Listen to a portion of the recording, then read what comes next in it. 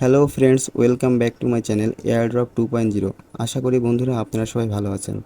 আজ আমি আপনাদের দেখিয়ে দিব রকি র্যাবিটের ইনিগমার অ্যান্সারটি আমরা কিভাবে সমাধান করব। চলুন কথা না বাড়িয়ে আমরা আমাদের মেন টপিকসে চলে যাই। 1. Silent. 2. Spring. 3. Donkey. 4. Swap. 5. Able. 6. Cat. 7. Apology. 8. Rose. 9. Onion. 10. Dentist.